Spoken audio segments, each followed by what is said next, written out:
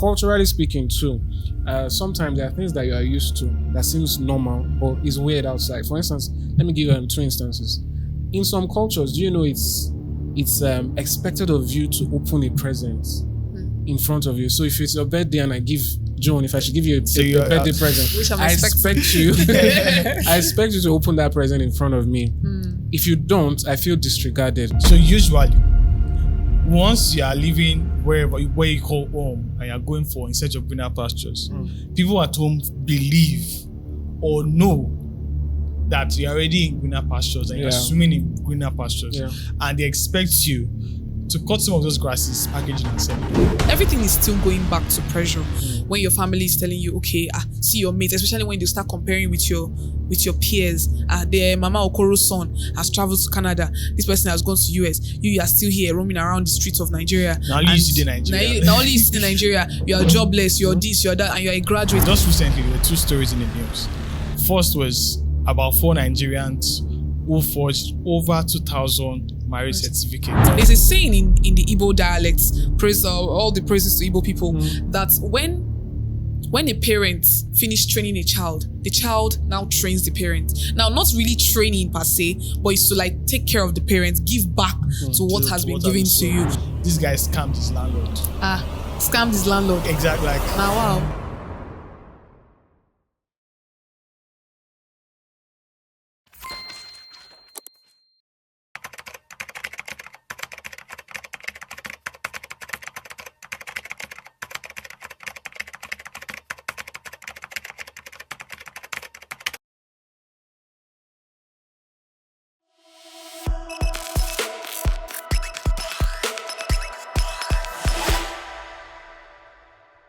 Hey guys, you're welcome. This is Timeline. My name is Paul, and with me here is John, Eze. And also we have a wonderful guest in the house. I'm Amaden Obewe.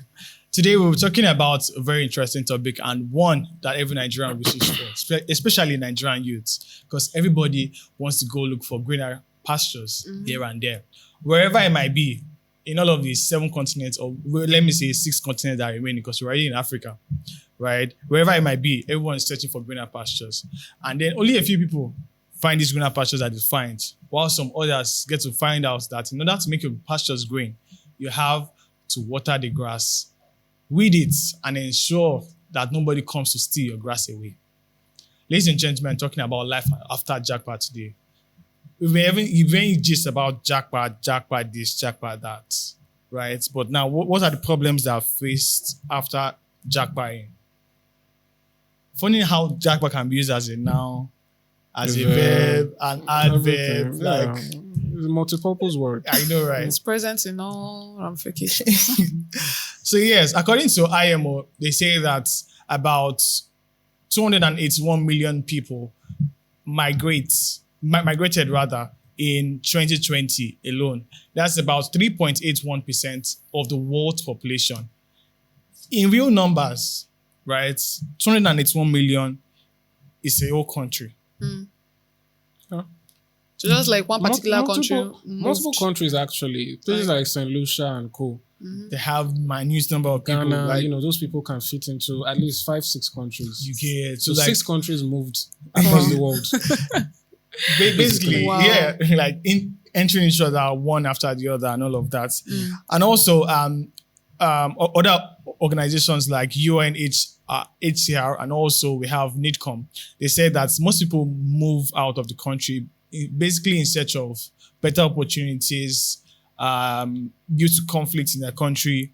And the one that might be most shocking is climate change. I think that's very, very, very serious for people to just be moving for these kind of reasons. Yeah. All right. So let me come to you, Amadine. What do you think are those problems? Like by the time they've already jackpot and they've moved, they've started a life. What are those problems that they tend to face? Those challenges that they actually face when they've moved over there? Well, it's multi-pronged. You have the issue of the mental aspects. Nigeria. Well, let's not use just Nigeria. Let's make it a bit broader and say Africa. And Africans tend to be in each other's business, as they say. They don't mind their business. So they are concerned, Even when Africans make decisions, they can say stuff like, "What will Auntie this person say?" What will this person? So everybody's kind of cares about each other in that way. But we tend to see in Western countries where the migration tends towards most times that they are a little less cared or interested in what each person is doing. Yeah, So that can lead to loneliness. And that loneliness can be psychological. You can start to think, and, worry about things. You try to connect. That's why you notice something about people who Japa.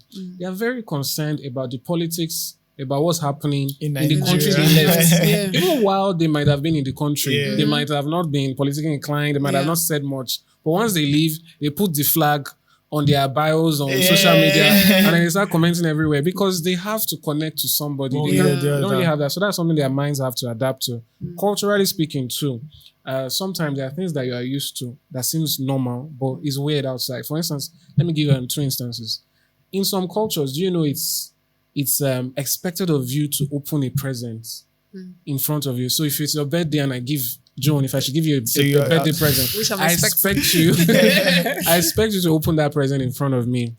If you don't, I feel disregarded. Like I don't understand. This is that my Like you don't tend to see the surprise. Yes. But in other cultures, did you know that opening presents in front of them is insulting? It's like you want to, for lack of a better word, you're a longer truth. You can't calm yourself down and do things properly and open it while I'm not there. So if you come from one or the other one is going to be funny to you. It's going to be weird, and you're going to feel alienated, trying to fit in. So these are some of the things people contend with, and I think that's some of the issues that they face, and economic and other ones too. Yeah. Another thing that we should talk about is job insecurity. Okay. Because as an immigrant now, for example, you're already on the not even second choice. You're like miscellaneous list. That's where you follow naturally, right? And then now you're saying that you won't have that security that you should have in your job, for example, right? And there are almost no way to like defend yourself because again you have limited hours, you have limited pay as well. There's a particular pay grade that can be above.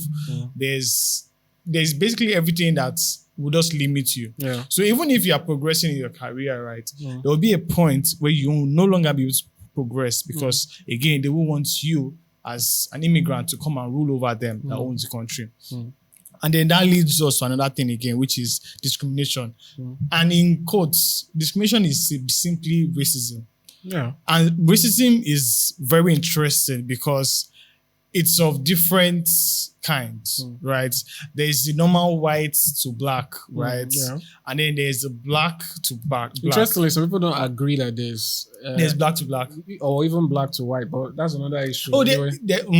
That's something else we're going to. But there's also black to black, right? So this black to black is now like is into different faces now.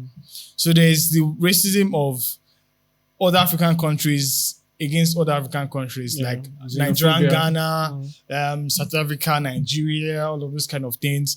And then there's also those that are Black Americans in quotes. That's the now showing this racism again now to those that are Africans, those that identify as Africans. So this particular issue is very interesting. But from my own perspective, what do you think is the main cause of all of these things? And like you said as well, there's also the black to white racism.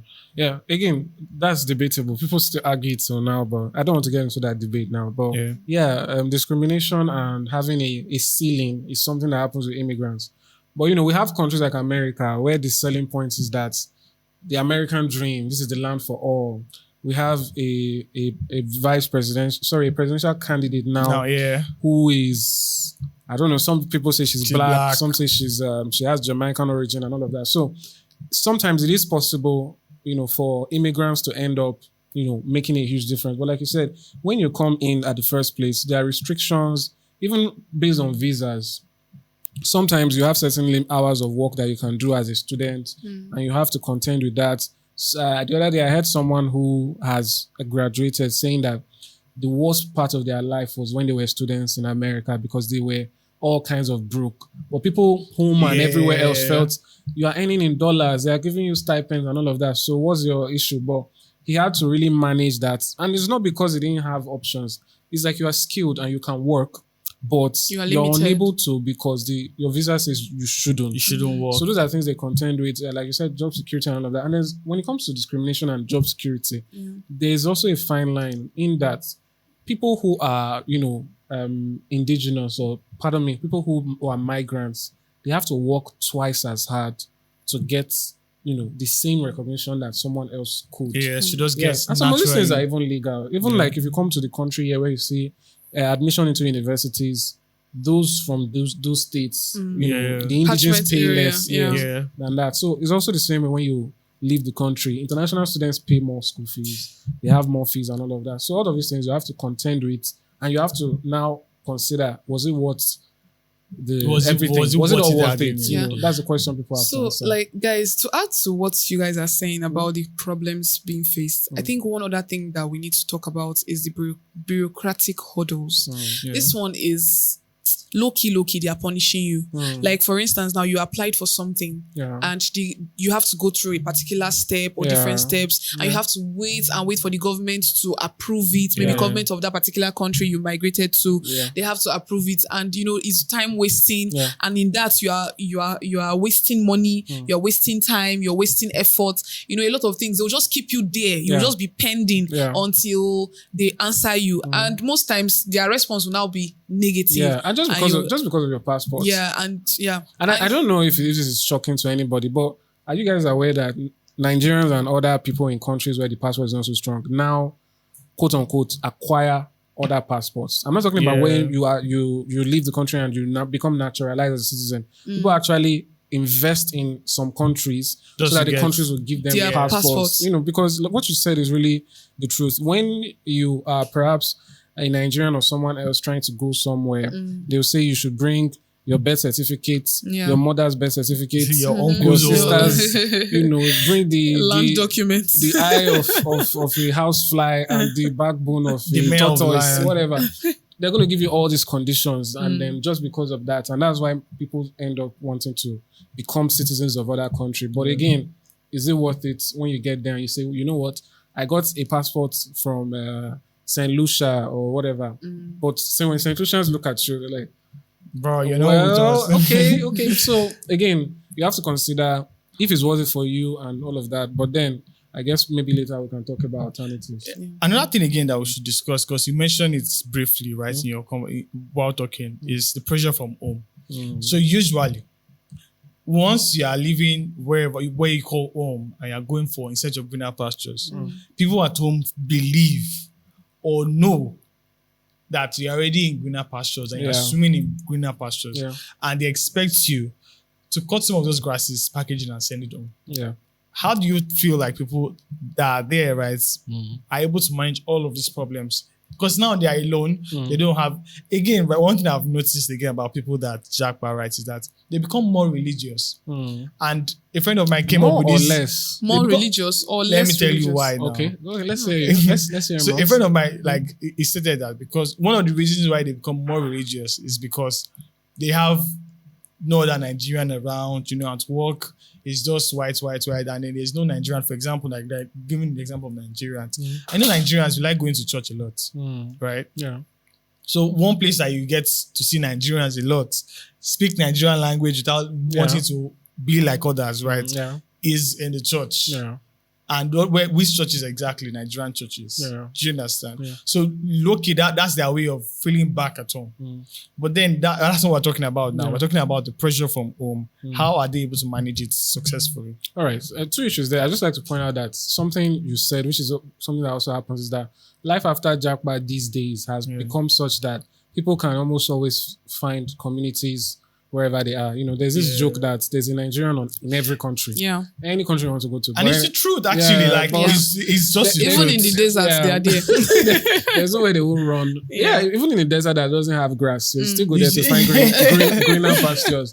But anyway, speaking about pressure from home, it's interesting. I saw something on social media the other day. A young lady was saying that while she was old, there was always one auntie who's abroad that's supposed to send money. Yeah. And she just realized, wow, I'm that auntie now. Because she's abroad. So I think, there's a lot of pressure. People think because you're earning in a currency that is stronger and all of that. And so it can lead to a lot of things. It can lead to people wanting to do, it depends on the individual. Some persons work much harder, put more strain on themselves to be able to care for themselves there while still sending back home. And then others sometimes get pushed into some illegal things and, faking documents or trying to, do too much or thereabout, all because of that pressure. Because, some people even, I don't know if maybe we're at the point of the conversation yet, but some persons who have failed Japa, they try to hide it because they're ashamed. Like, how do I come back home after all of this and all of that? So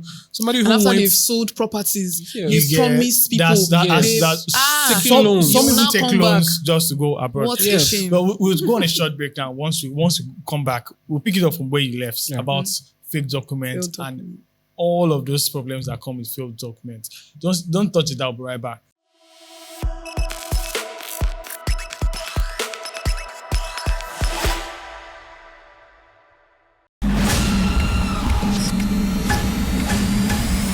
Hey everyone, let's face it, our world today experiences numerous challenges. And guess what? Our community isn't off the hook either. Most of the world issues are either not talked about enough or never talked about at all. But here on Timeline, we've got you covered. We dive deep into issues that affect us every day, leaving behind footprints of wisdom, knowledge, and solutions. Think of it like a roadmap that keeps you on the track for success. So buckle up. Because in this new season of Timeline, we're taking another trip through the past, the present, and navigate into a more promising future. Again, we're talking solutions, people. And let's make one thing clear. This is not your average blah, blah, blah convo. This is real talk with a side of inspiration and a sprinkle of wow. I never thought about it like that. I'm your host on this impactful ride. Together, we'll tackle the tough stuff, laugh a little, and find ourselves on the path to positive change. So what are you waiting for? Season 2 of Timeline will be loaded. Let's get started. Hop in, and let's drive straight into the heart of issues shaping our world. Let's go. Oh, one more thing. Hit that subscribe button and let's take this ride together.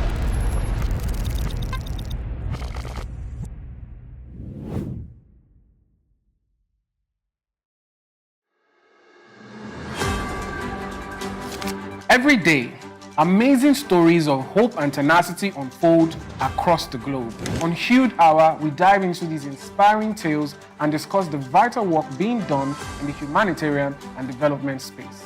Humanity has never faced a shortage of challenges, yet we rise stronger through teamwork and determination.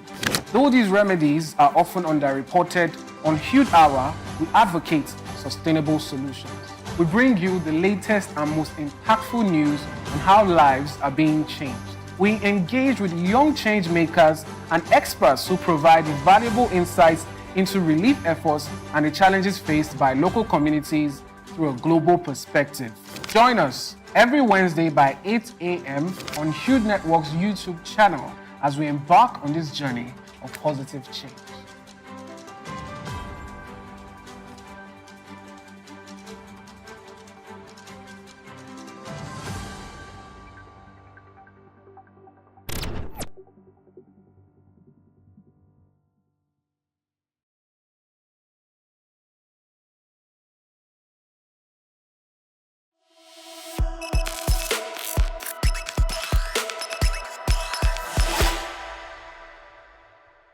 Yeah, welcome back. This is still Timeline and we're talking about life after Japa. It's been a very much interesting conversation. And now we're moving on to another very interesting part of it. Earlier on before the break, you mentioned that some people have to forge documents to Japa. Well, just recently, there were two stories in the news. First was about 4 Nigerians who forged over 2,000 marriage certificates. Anyway, let's leave that aside. That's number one. And then there's this other story of this lady in Canada that has with her family as well. Right. And she even gave birth there while in Canada. It was discovered that the admission letter she used for processing her documents was a fake admission letter. Wow. Now, is it wow? It shocked you. Then also you mentioned again before the break about those that go into crime just to be able to survive being there. Yeah. I know stories of, there was this particular video of this landlord that went to, so apparently this guy scammed his landlord.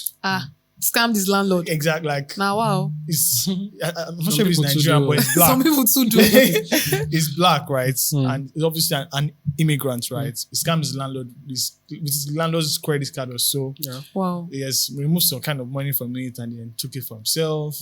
Used it to buy things, And furnished the traveled. house. No, it was over Was already there. yeah. Oh, Yeah, he scammed a black guy tenant. Okay. Scammed the white landlord. So yeah, like it's again, but although we can't really blame crime on external factors, maybe like pressure, but it's still a part of it. And with the documents, I think what we're also seeing is there's now an industry of Japa, will I say criminality, so to speak. And those are it happens in every way. It's not specific to any race or any country. It's more about people always wanting to take advantage of something that is becoming lucrative. yeah. Because the issue of that lady in Canada was that she says that it was the agent who forced the whole thing. And the agent doesn't even care. They just do their thing. They've Pay gotten them their their money. money. The goal is for you to leave the country. And Yes. leave the And there's country. also been issues of people who have plenty of problems with proof of funds and all of that. Sometimes they send money to someone, the person doesn't return the money. Yeah. And, all these fraudulent things that happen. So, again, you have to ask the question, is it really worth it after all is said and done? Yes, there are positives to it. Sometimes people do make it. People make it very big, actually. The other day, sorry to bring it to football, but the Bayern Munich coach, Vixen Company, spoke about how his dad, or I think his mom, went to the new country, Belgium, or thereabouts, and they started small, and he's a multi Premier League winner. He's a coach, managing one of the biggest clubs in the world. So immigrants have that idea that you can become something. Even Barack Obama, he has Kenyan origin. Yeah. So people have that, they see that, but there's also the other parts that people don't talk about enough, where people have to struggle to survive, face discrimination, face job insecurity, if that's a word, and face all of this, and have to tackle the jackpot criminality sector and all of that. Okay, so in order for us to reduce this particular thing that people are going through, like the pressure, because everything is still going back to pressure. When your family is telling you, okay, see your mates, especially when they start comparing with your peers. Their Mama Okoro's son has traveled to Canada. This person has gone to US. You are still here roaming around the streets of Nigeria. Now only you see the Nigeria. Now only you see the Nigeria. You are jobless. You're this. You're that, and you're a graduate. And it's painful for parents to train their children, and they don't tend to remit back. Do you understand? Yeah. There's a saying in the Igbo dialect, praise all the praises to Igbo people, that when a parent finishes training a child, the child now trains the parent. Now, not really training per se, but it's to take care of the parents, give back to what has been given to you. So it's very, very painful when you are finished training your child and the child doesn't remit anything in return. And you see other people, and women can be so moved by that kind of thing. Yeah. They are fellow women, they are wearing good shoes, wearing good clothes, driving cars, and them that also suffered the way other parents suffered, they are having nothing in return. So this is a very huge pressure to place on that particular child or children or people for them to take some risk. Maybe if they try the good way, the legit way, and it's not working, they now decide to, okay, let's go into criminality. And maybe the criminal stuff now work for them. So what are these preventive measures? What do you think that maybe the government should do, the society should adapt or should start doing in order to cut down the rate of Japa criminality case? Nobody's against you moving, Exactly. right? But it depends on Do it how right. you move. Yeah. So what are those preventive measures? Well, a mindset change is part of it. People need to understand that you can, your level of success is not always dependent on others. There's this guy, the Ungo challenge. Yeah. Brain Jota. Gentleman Mike Ejiaga. Okay, Yeah, Brain Jota is the Yeah. one who has the challenge. But the song is by Gentleman Mike Ejiaga. Ijaga. Now, if somebody was to tell Mike his story ahead of time, let's say when he was a child, someone said, let me tell you your future. You're going to have a song that is going to move the country. world. They are going to this. They've named a street, I think, or a building or some project after I think him. a bridge or so. Yeah, so a lot of things is happening in his life right now. Yeah. And he's almost 90 or thereabouts. But Very if he was old. told before, he might have, at the age of 30, what am I doing in my life? At the age of 50, what am I doing in my life? The point I'm trying to make is that success can come at any time. You don't have to, pressure yourself. And then the issue of Japa is that I do understand that some people leave not necessarily with the intention that they are never coming back. They just want to get enough to start and be able to bring Come back back. home. Yeah. So that avenue just has to be created for people to know that even if you are leaving, make it attractive or make it a way that I know that whatever I've gained is to the benefit of my country, and in the long run to make my country a place where people want to come to, and I will come back to. And we've seen this in Nigeria's history and some other countries where at certain points in time when it seemed like the economy was picking up, all the Japa-ists. yes, they started coming back in back, droves. They yeah. started bringing back their dollars or their pounds or their euros and investing back home because they felt this is a viable land. So I think maybe that is the stage we need to get to, because as at now, there's a lot of hesitancy, there's a lot of pessimism around. But if people start to notice that, well, something can work. And so that's the government's part of this. Yeah. Anywhere you see a Nigerian trying to invest, help them. Go out of your way. This idea where we feel that what government is meant for is tax. Let's just collect tax. Which is why you go to some places, you see a business, a thriving business that is employing hundreds of people, that is generating millions of funds, that is basically has created an ecosystem where the people around the community are also benefiting. Yeah. And then you just destroy it because of one minute reason or another. Let's encourage people to invest. Let's encourage people to come back. And I think that might begin to curb it, the all of that. And then we can now have that life after Japa includes you coming back to develop and not just you going and never coming back. Not coming back shamefully, but coming back to In develop glory, your country. yeah. So moving on now, right? Let's look at the reverse effect of Japa. Coming back now as a Nigerian, right? The effect on us is quite very, very interesting because according to the Minister of Health and Social Welfare, it says that about 16,000 doctors have left Nigeria in the last 5 years. It's a pity. And now we just have left 55,000 there or thereabout.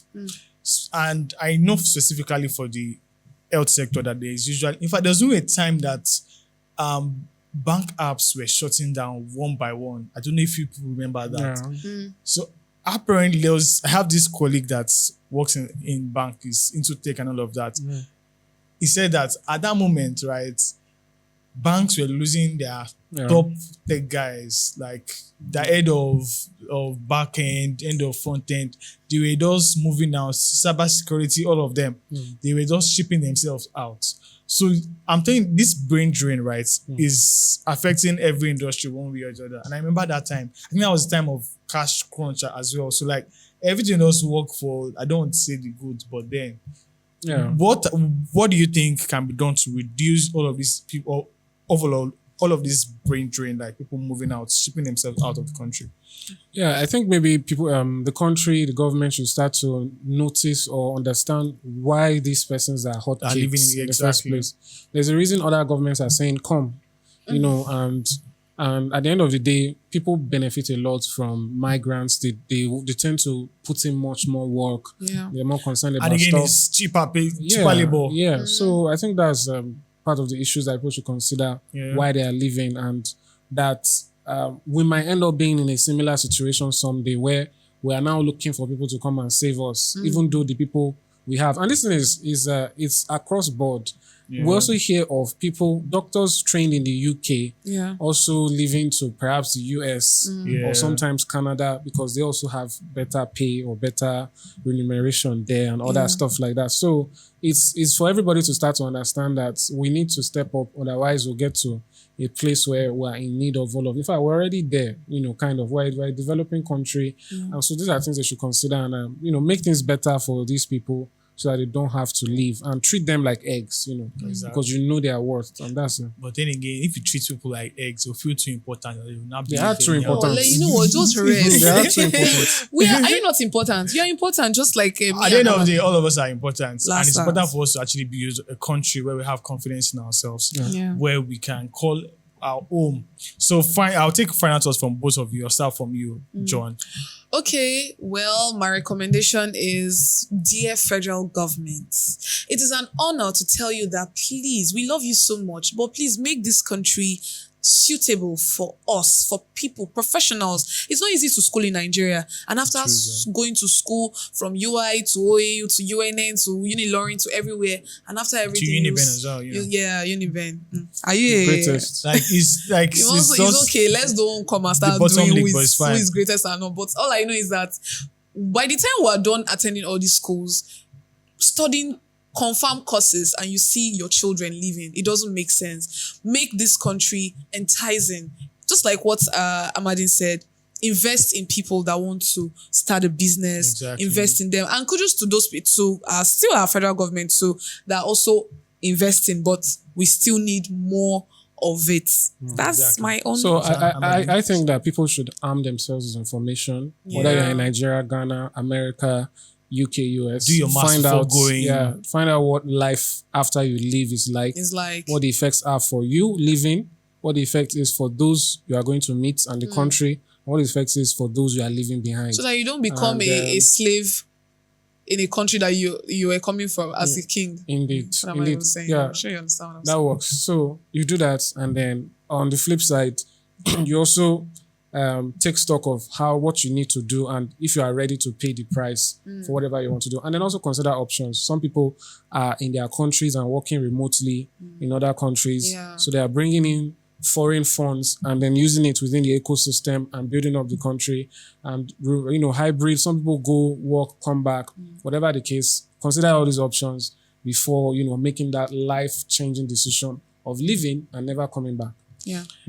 In truth, right, the decision of living in a country is a very life-changing one. It's you leaving your life behind, a life behind actually, your family, your friends, your childhood memories, childhood school, the different things, all of those streets where you grew up in, you're leaving all of those memories behind to go and develop a new memory somewhere out of the country. So it's important for you to think all of these things through. And also, as well, as human beings, as one-on-one as we are, as individuals that we are, it's also important for us to build a nation where we can call our home. And also, before leaving the country, it's important for us to ensure that we think about everything through, because you're leaving a life behind. You're leaving your childhood memories, your family, your friends, childhood friends, the favorite park that you love going to, all of those things, you're leaving them behind to go and create new memories. So it's important for you to think it through and ensure that you're making the right decision. Yeah. And also, it's also important for us as individuals to build our nation, ensure that we have good education system, ensure that we all can develop skills as when due,